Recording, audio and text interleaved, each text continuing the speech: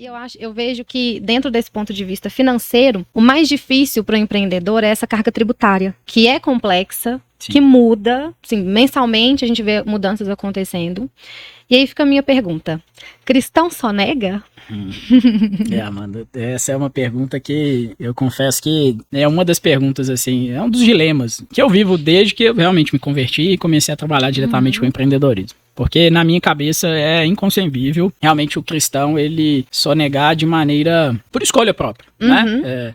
Deliberadamente, né? Se ele tiver mal influenciado ou se ele tiver ignorância às vezes da lei, é uma coisa, mas ele escolher sonegar Não condiz, né? não condiz para mim com os ensinamentos cristãos. Quando eu olho para a palavra, quando eu olho para os ensinamentos de Jesus e de Paulo, eu realmente não consigo ver um estilo de vida que não considere isso, porque, por exemplo, Jesus ele veio num momento em que o povo de Israel era dominado pelo Império Romano, ou seja, eles pagavam impostos para como se fosse uma outra nação, como se fosse um outro povo.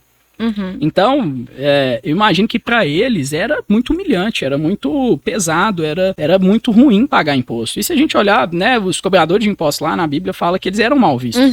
Mateus, que é um discípulo de Jesus, ele era mal visto. Sim. Então, o contexto que o povo judeu viveu, eu considero que é muito pior do que o nosso. Sim, com certeza. Eu, né, É verdade. não vou entrar aqui na questão política, né, mas a gente paga imposto para a nossa própria nação. Se tem desvio lá, se é mal administrado, isso é uma outra história, mas a gente paga o imposto para manter a nossa própria nação. O povo judeu pagava imposto para manter um outro império, que não era o deles. E Jesus, naquele contexto, ele falou, dai a César o que é de César e dai a Deus o que é de Deus.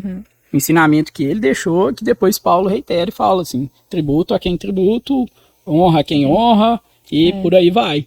Então eu não consigo enxergar na Bíblia nenhum pretexto para um cristão sonegar imposto de maneira deliberada. Então, assim, todas as justificativas que eu ouço, para mim, são desculpas, e elas demonstram, em última instância, para mim, aí eu não estou entrando aqui num julgamento do caráter da pessoa, mas eu estou falando de, às vezes, uma falta de fé. Porque a partir do momento que...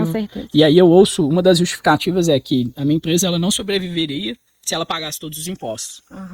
Aí eu discordo plenamente, porque eu conheço empresas que têm sobrevivido, não só sobrevivido, mas sendo lucrativas e conseguindo dar uma boa remuneração para os sócios. Sim. E a EC, ela é uma delas, né? A EC, Sim. ela paga os impostos em dia. E a partir do momento que a gente tenta dar esse jeitinho para que os números deem certo, eu vejo duas coisas. Uma falta de administração e, em segunda instância, uma falta de fé.